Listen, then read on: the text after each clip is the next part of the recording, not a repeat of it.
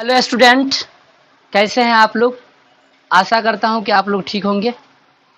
तो आज का जो क्लास हम लोग का है, जैसा कि हम लोग बायोमोलिकुल्स को देख रहे थे, उसको पढ़ रहे थे, तो उन्हीं को हम लोग आगे बढ़ाने की ओर चल रहे हैं। आज का जो हमारा लेक्चर है, ये लेक्चर संख्या 6 है, 6 नहीं 7 है। 6 वीडियो इससे पहले आप लोग को अपलोड कर दिया गया है इसी यूट्यूब चैनल पे, आप जाके देख लीजिए। इसमें आज हम क्या जानेंगे, इसमें आज हम लोग न्यूक्लिक एसिड के बारे में जानेंगे। न्यूक्लिक एसिड नाम से स्पष्ट है, आपको लग रहा होगा कि ये टॉपिक बायोलॉजी का है। जी हाँ, ये टॉपिक जो हमारा है ये बायोलॉजी का ही है। ये एक ऐसा टॉपिक है जिसमें बायोलॉजी वाले स्टूडेंट के लिए बड़ी आराम है, लेकिन मैथ वाले बच्चे के लिए ये टॉपिक कहीं ना कहीं आराम नहीं, उसके लिए दुख दर्द है ये। तो हम लोग क्या करेंगे आज, कुछ इस प्रकार से इस टॉपिक को मक्खन करेंगे, इस टॉपिक को पढ़ेंगे। ये टॉपिक दोनों के लिए, चाहे वो बायोलॉजी वाले हो चाहे वो मैथ वाले हो, दोनों के लिए टॉपिक मक्खन हो जाएंगे। ठीक है, तो हम लोग स्टार्ट करते हैं। न्यूक्लिक एसिड के बारे में आप लोग क्या जानते हैं। देखिए समझिए, सीधा बात कि बायोलॉजी में एक टर्म आता है सेल का, कोशिका का। हमारा शरीर जो है, जीवधारियों का शरीर जो है, कोशिकाओं से मिलके बना है। हमारे शरीर की सबसे छोटी जो इकाई है वो कोशिकाएं हैं। कोशिका के अंदर में जो है कई प्रकार के कोशिकांग पाए जाते हैं। उन कोशिकांगों में, कोशिकाओं के मध्य भाग पे एक ऐसा कोशिकांग है जिसे केंद्रक कहा जाता है। तो वैसा अम्ल जो केंद्रक में पाए जाते हैं उसे न्यूक्लिक अम्ल कहा जाता है। यानी वैसा अम्ल जो केंद्रक में पाए जाते हैं उसे ही हम लोग क्या कहेंगे, न्यूक्लिक एसिड कहेंगे। केंद्रक को न्यूक्लियस कहा जाता है, न्यूक्लियस से निकल के आया है न्यूक्लिक। अब देखिए यहाँ पे लिखा हुआ है कि यह कार्बन का बना होता है, हाइड्रोजन का बना होता है, ये बना होता है हमारा ऑक्सीजन का, ये हमारा बना होता है नाइट्रोजन का, ये बना होता है फास्फोरस का। यानी इन सभी का जो है, यानी carbon, hydrogen, oxygen, nitrogen, phosphorus का जो है एक कंपाउंड हम बनाते हैं, कार्बनिक कंपाउंड। और उस कार्बनिक कंपाउंड से जो है हमें एक संरचना बन के निकलती है, जो कहाँ पाई जाती है, अधिकांश भाग जो है कोशिका के केंद्रक में पाई जाती है, जिसे हम लोग क्या कहेंगे, न्यूक्लिक एसिड कहेंगे। यानी जो न्यूक्लियस में पाए जाएंगे, केंद्रक में पाए जाएंगे, वो न्यूक्लिक एसिड है, ऐसे हम जान सकते हैं। करा अगला जो लिखा हुआ हमारा पॉइंट है, करा यह अनुवांशिक सूचनाओं का वाहक है। यानी अनुवांशिक सूचनाओं को ये स्थानांतरित करने का काम करता है, अनुवांशिक सूचनाओं को ये वाहक का काम करता है। इसलिए हम कह सकते हैं कि यह अनुवांशिक सूचनाओं का वाहक होते हैं। न्यूक्लिक एसिड का जो है 2 प्रकार होता है। पहला होता है हमारा आपका डीएनए।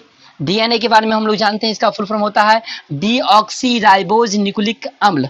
डीऑक्सीराइबोज न्यूक्लिक अम्ल ये हमारे शरीर के केंद्रक में पाए जाते हैं। दूसरा जो हमारा होता है उसका नाम है आरएनए। आरएनए को हम लोग बोलते हैं राइबोज न्यूक्लिक अम्ल। राइबोज न्यूक्लिक अम्ल जो कि कोशिका द्रव्य में पाए जाते हैं। इससे पहले हमने कहा था कि न्यूक्लिक एसिड उसे कहेंगे जो केंद्रक में पाए जाते हैं। न्यूक्लिक एसिड उसे कहेंगे जो केंद्रक में पाए जाते हैं। लेकिन यहाँ देखिए, एक डीएनए भी एक प्रकार का न्यूक्लिक एसिड है जो कि केंद्रक में नहीं, कोशिका द्रव्य में पाए जाते हैं। यानी कहने का मेरा मतलब ये हुआ कि अधिकांश जो हमारा न्यूक्लिक एसिड होगा, अधिकांश जो हमारा न्यूक्लिक एसिड होगा वो कहाँ पाया जाता है, वो पाया जाता है हमारे केंद्रक में। लेकिन वही कुछ हमारा जो न्यूक्लिक एसिड होंगे, कुछ न्यूक्लिक एसिड ऐसे भी होते हैं हमारा जो कोशिका द्रव्य में पाए जाते हैं। लेकिन अधिकांश न्यूक्लिक एसिड हमारा जो है वो पाया जाता है केंद्रक में। इसलिए हम कहते हैं कि जो केंद्रक में पाए जाते हैं वो एसिड वही न्यूक्लिक एसिड है। तो डीएनए और आरएनए में यही अंतर है कि डीएनए डीऑक्सीराइबोज होते हैं, आरएनए हमारा राइबोज होते हैं। आगे हम अंतर भी लिखेंगे। डीएनए जो है केंद्रक में पाए जाते हैं और हमारा आरएनए जो है कोशिका द्रव्य में पाए जाते हैं। ये 2 अंतर को भी हम यहाँ पे जब एग्जाम में आए तो हम लिख सकते हैं, और भी एग्जाम में लिख सकते हैं। जैसे डीएनए में जो है हमारा एडेनिन, ग्वानिन, साइटोसिन, थाइमिन क्या होता है आगे जानेंगे हम लोग, ये पाया जाता है। लेकिन आरएनए में हमें एडेनिन, ग्वानिन, साइटोसिन और थाइमीन के जगह पे यूरासिल पाए जाते हैं। तो हम कह सकते हैं कि एक अंतर ये भी है कि डीएनए में हमारा थाइमीन पाया जाता है, लेकिन आरएनए में थाइमीन नहीं पाया जाता है। डीएनए में यूरासिल नहीं होते हैं, लेकिन आरएनए में यूरासिल होते हैं। इस प्रकार से हम अंतर बना सकते हैं, ठीक है। करा न्यूक्लिक एसिड की संगठन, यानी न्यूक्लिक एसिड किन किन चीजों से मिलकर बना है उसके बारे में जानना है। तो न्यूक्लिक एसिड 3 गो चीज से मिलकर बना है। पहला हमारा शुगर है, 2 प्रकार के शुगर होगा, एक होगा राइबोज शुगर, एक डीऑक्सी राइबोज शुगर। नाइट्रोजन युक्त क्षारक ये हमारा हुआ एडेनिन, ग्वानिन, साइटोसिन, थाइमिन और यूरासिल, 5 गो जो हमारा है नाइट्रोजन युक्त क्षारक है, ठीक है। फिर हमारा फॉस्फेट ग्रुप है, फॉस्फेट ग्रुप यानी PO4 का थ्राइस माइनस 3 माइनस है ना, PO4 का 3 माइनस जो है हमारा वो फॉस्फेट ग्रुप होगा। यानी हम यहाँ से आते हैं तो पहले हमारा शर्करा है। शर्करा 2 प्रकार के होते हैं। शर्करा कितने प्रकार के होते हैं? 2 प्रकार के होते हैं। जैसा कि हमने जाना, एक जो हमारा शर्करा है वो राइबोज है, एक हमारा क्या है डीऑक्सी राइबोज है। याद हम कैसे रखेंगे इसको, ये ध्यान रखिएगा। पहला जो यहाँ पे कार्बन है, इस कार्बन में OH ऊपर H नीचे, चाहे राइबोज हो चाहे डीऑक्सी राइबोज हो, दोनों में OH ऊपर होगा H नीचे होगा, OH ऊपर H नीचे। राइबोज में याद रखिएगा कि दूसरे कार्बन पे जो है, फर्स्ट कार्बन तो सेम है, लेकिन दूसरे कार्बन पे जो है एक नीचे की ओर OH होंगे, एक नीचे की ओर OH होंगे, लेकिन यहाँ डीऑक्सी राइबोज में जो है दोनों सिरा पे दूसरे कार्बन पर H होंगे, यही अंतर है। फिर थर्ड कार्बन पे आएंगे तो सेम बात है, ऊपर हाइड्रोजन नीचे OH। फोर्थ पे आएंगे तो ऊपर हमारा CH2OH ग्रुप और एक हमारा H ग्रुप। ये जो O है O, ये O ये हमारे ऊपर के ऊपरी सिरा पे होंगे, ठीक है।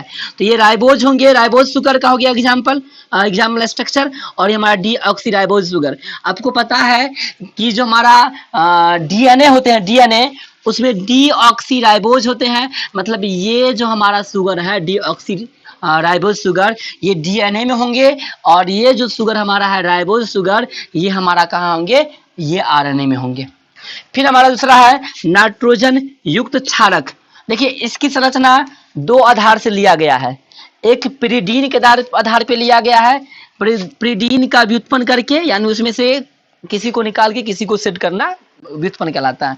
तो प्रीडीन का व्युत्पन्न करके और एक प्यूरीन का व्युत्पन्न करके। प्रीडीन का जो व्युत्पन्न किया जाता है उसमें 3 गो संरचना बनता है। पहला यूरासिल, साइटोसिन और थाइमिन बनता है, और प्यूरीन का जो व्युत्पन्न किया जाता है उसमें हमारा बनता है एडेनिन और ग्वानिन बनता है। संरचना आप देख सकते हैं, है ना। हल्का हल्का का अंतर सब में होगा, ये ध्यान रखिएगा, हल्का हल्का का अंतर होगा। देखिए क्या अंतर है, पहला अंतर समझिए, इस दोनों में अंतर क्या है। इस दोनों में अंतर है कि ये NH यहाँ पे सेम होगा, O ग्रुप सेम होगा, यहाँ पे अंतर होगा, यहाँ पर का एक H जो है ना इसमें नहीं होगा, तो यहाँ पे एक डबल बॉन्ड आ जाएंगे। और यहाँ पे NH2 ग्रुप है ऊपर में, यहाँ पे है हमारा NH2 ग्रुप नहीं होंगे। हाँ, एक बात और है, ये बॉन्ड डबल इसलिए है क्योंकि कार्बन का 4 बॉन्ड पुराना होता है, इसलिए हमारा जो यहाँ पे डबल बॉन्ड लिया गया है। फिर हमारा जो है इस संरचना की बात करें, इस संरचना में तो जहाँ पे N है वहाँ पर 3 बॉन्ड होंगे, जैसे 1 2, और ये H जो है नाइट्रोजन का 3 बॉन्ड बना रहा होगा। यहाँ पे N है नाइट्रोजन, तो 1 बॉन्ड 2 बॉन्ड, और ये डबल बॉन्ड जो है नाइट्रोजन का 3 बॉन्ड बना रहा है। इससे हल्का थोड़ा भिन्न होगा, क्या भिन्न होगा, यहाँ पे इस जगह पर हमारा CH3 आ जाएंगे, और ये संरचना बिल्कुल एक समान होगा। यूरासिल और थाइमिन बिल्कुल एक समान होते हैं, सिर्फ अंतर इसी बात का होता है कि एक कार्बन जो है CH3 ग्रुप से जुड़े होते हैं थाइमिन में, लेकिन यूरासिल में जुड़े हुए नहीं होते हैं। आपको पता है कि यूरासिल आरएनए में होता है और थाइमिन हमारा जो है डीएनए में होता है। फिर हम बात करें प्यूरीन की, तो प्यूरीन की जो संरचना है थोड़ा इन लोग से अलग है, इससे अलग है, किससे, यूरासिल से, साइटोसिन से और थाइमिन से।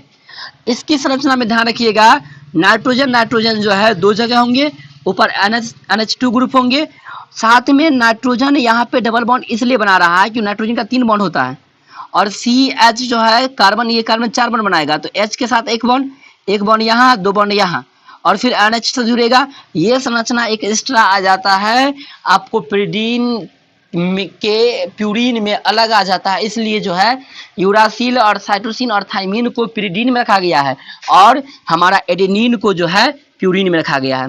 फिर यहाँ देख लेते हैं हम लोग, देखिए सेम चीज है, यहाँ देखिए ये चीज और ये चीज आपको बहुत मिलती नजर आ रही होगी, अंतर केवल यह है N डबल बॉन्ड CH2 और NH। यहाँ ये चीज और ये चीज आपको सेम मिलती हुई नजर आ रही होगी, अंतर क्या है हमारा, वही अंतर है N डबल बॉन्ड CH और NH। यानी आपको अगर एक याद हो जाता है, अगर ये याद कर लेते हैं, ये संरचना याद कर लेते हैं, ध्यान रख लेते हैं, तो अंतर क्या करना है वही आपको सबसे मेन है। इस संरचना को आप याद कर लीजिएगा, तो यहाँ पर CH3 लगाइएगा, CH3 से यहाँ पर लगा हुआ है तो थाइमिन बन जाएगा। यूरासिल को हम याद करेंगे और यहाँ पे CH3 लगाएंगे तो थाइमिन बन जाएगा। अगर हम साइटोसिन को याद कर लेते हैं, साइटोसिन को याद कर लेते हैं तो साइटोसिन में जो है हम यहाँ पे NH जैसे यहाँ पे NH N जुड़ा हुआ है, CH और NH यहाँ जोड़ देंगे तो ये संरचना एडेनिन हो जाएगा। यही अगर फिर हम इस संरचना को देख लें, इसी को यूरासिल को, तो इसमें हम अगर यहाँ पे N और CH2 और फिर हम लोग कर देंगे यहाँ पे NH के साथ बॉन्ड बना देंगे तो ये संरचना हमारा ग्वानिन कहला जाएगा। तो इस प्रकार से संरचना को आप ध्यान में रख सकते हैं। अगर ये संरचना आपको याद नहीं भी होता है तो आपके लिए बहुत बड़ी बात नहीं है, केवल ध्यान रखिएगा कि हमारा जो DNA है, DNA में एडेनिन, ग्वानिन, साइटोसिन और थाइमिन होता है, और जो हमारा RNA है उसमें एडेनिन, ग्वानिन, यूरासिल और साइटोसिन और यूरासिल होता है। यानी थाइमिन DNA में और यूरासिल जो हमारा RNA में होता है, और यूरासिल जो है DNA में नहीं होता है और थाइमिन हमारा RNA में नहीं होता है। बाकी आप लोग पे है, ठीक है। तो हम लोग जो है अभी जो है हम लोग हाल में जानने वाले थे कि कौन कौन से संगठन से मिलकर जो है हमारा न्यूक्लियो अम्ल बनते हैं। तो उनमें से पहला था हमारा शर्करा, दूसरा था हमारा नाइट्रोजन क्षारक, और थर्ड जो हमारा है फॉस्फेट है। PO4 है, P के साथ एक डबल बॉन्ड में O रहेगा, एक O सिंगल बॉन्ड में मतलब एक माइनस, फिर एक O सिंगल बॉन्ड में एक माइनस, फिर एक O सिंगल बॉन्ड में एक माइनस, यानी टोटल इस प्रकार से जो है हमें जुड़े मिलेंगे फॉस्फेट ग्रुप। पुनः हम लोग चाहे शर्करा हो, चाहे नाइट्रोजन क्षारक हो, चाहे हमारा फॉस्फेट हो, हमने तीनों संरचना को देख लिया। अब हमारे पास में न्यूक्लियोसाइड्स, न्यूक्लियोसाइड बनने के लिए हमें चाहिए शर्करा। चलिए एक शर्करा हम लेते हैं। शर्करा शायद आपको याद होगा, शर्करा इस प्रकार से बने हुए थे, ये शर्करा था, क्या चीज कहाँ पे था वो भूल जाइए अभी फिलहाल के लिए, ऐसे था।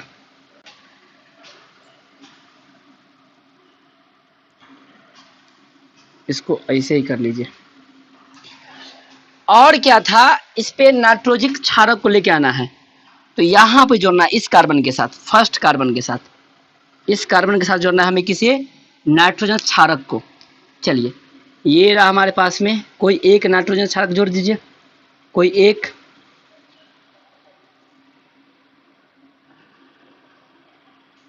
चलिए कोई एक नाइट्रोजन क्षारक को हमने जोड़ दिया, चलिए यूरासिल हो या कोई भी हो। अब ये जो संरचना बन के आ गया है, ये संरचना हमारा क्या कहलाएगा, न्यूक्लियोसाइड्स कहलाएगा। क्या कहलाएगा, न्यूक्लियोसाइड। यहाँ पे आपको कौन कौन से कंपाउंड है आप लगा सकते हैं, है ना। यहाँ पे जो भी कंपाउंड है, H था, यहाँ पे OH था, HOH, H, यहाँ पे H, यहाँ पर CH2OH था, यहाँ पर भी आप लगा सकते हैं, है ना। यहाँ पे जो था हमारा डबल बॉन्ड O था, यहाँ पे N था H के साथ, है ना।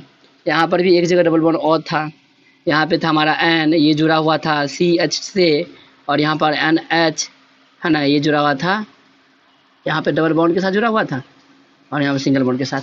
तो ये जो पूरा संरचना निकल के आया है, और यहाँ पे एक और था बॉन्ड, ये संरचना जो हमारा कहलाएगा क्या, न्यूक्लियोसाइड्स कहलाएगा। क्या कहलाएगा, न्यूक्लियोसाइड्स।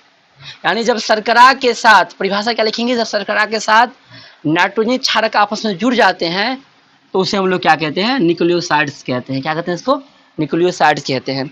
जब शर्करा के साथ जो है जुड़ जाएगा हमारा नाइट्रोजन क्षारक तो हम कहेंगे उसे न्यूक्लियोसाइड्स। अगर शर्करा के साथ जो है क्षारक और फॉस्फेट तीनों जुड़ जाए, यानी कहने का मतलब है शर्करा के साथ नाइट्रोजन क्षारक जुड़ रहा था, न्यूक्लियोसाइड्स। अब इस नाइट्रोजन क्षारक के साथ जो है फॉस्फेट ग्रुप जुड़ जाए, कौन जुड़ जाए, फॉस्फेट ग्रुप, तो उसको न्यूक्लियोटाइड्स कहा जाता है। यानी न्यूक्लियोसाइड जो हमारा लिखा हुआ है, इसके अंदर जो हमारा न्यूक्लियोसाइड बन के आया है, इसके अंदर जो हमारा फॉस्फेट ग्रुप को जोड़ दिया जाए, यानी इसमें अगर कहीं से फॉस्फेट ग्रुप जुड़ जाए तो वो संरचना हमारा कहलाएगा क्या, न्यूक्लियोटाइड्स। चलिए हम जोड़ते हैं, देखिए कैसे जोड़ेंगे इसे। चलिए पहले तो ये संरचना याद है आप लोग को, शुगर। चलिए शर्करा को लगाइए, ये रहा शर्करा ओ। इसके साथ यहाँ पे जो है, यहाँ पे इस प्रकार से, इस तरह से जो है यहाँ पे जुड़ रहा है हमारा एक क्षारक, ठीक है। और इस कार्बन के पास जो है, याद कीजिए, इस कार्बन के पास CH2 था और OH हट गया है। अब 3 बराबर O है, एक यहाँ पे O है, एक यहाँ पे O है, एक यहाँ पे O है। ये O इसके साथ बॉन्ड बना लेगा इस प्रकार से, देखिए एक बॉन्ड, ये 2 H बना रहा है, एक ये बना रहा है। अब ये संरचना जो निकल के आ गया है, ये संरचना हमारा क्या कहलाएगा, ये संरचना कहलाएगा हमारा न्यूक्लियोटाइड्स। ये पहले से क्या था, ये पहले से ये था न्यूक्लियोसाइड्स। अब न्यूक्लियोसाइड्स में हमने क्या किया है, न्यूक्लियोसाइड्स में हमने क्या किया है, एक फॉस्फेट ग्रुप को जोड़ दिया है। और जब फॉस्फेट ग्रुप जुड़ जाएगा तो इसका नाम बदल के क्या आ जाएगा, न्यूक्लियोटाइड्स। क्या आ जाएगा, न्यूक्लियोटाइड्स। परिभाषा दोनों को हम अलग अलग लिख सकते हैं कि शर्करा में जब नाइट्रोजन क्षारक जुड़ते हैं तो वो न्यूक्लियोसाइड्स कहलाते हैं। अगर शर्करा और क्षारक के साथ फास्फोरस ग्रुप जुड़ जाते हैं तो वो न्यूक्लियोटाइड्स कहलाएंगे। या न्यूक्लियोसाइड्स के अंदर जो है फॉस्फेट ग्रुप जुड़ जाते हैं तो हमारा क्या कहलाएंगे, न्यूक्लियोटाइड्स कहलाएंगे। इतना भाग जो हमारा था वो था हमारा साइड का, और इसमें क्या जुड़ गया हमारा फॉस्फेट ग्रुप, तो ये टाइड्स हो गया। यानी नाम से आप अलग अलग नाम ध्यान रखिएगा, साइड्स और ये टाइड्स, न्यूक्लियोसाइड्स, न्यूक्लियोटाइड्स, ठीक है। तो आप इस प्रकार से आप लोग दोनों टॉपिक को इजीली जान सकते हैं। चलिए हम इस वीडियो को यहीं तक रोकते हैं, ठीक है। वीडियो छोटा ही हम बनाएंगे, छोटा सा करके जो है वीडियो को आगे बढ़ाते रहेंगे। अगले टॉपिक के लिए हम अगले वीडियो को लेके आएंगे। आज के लिए इतना ही, जय हिंद।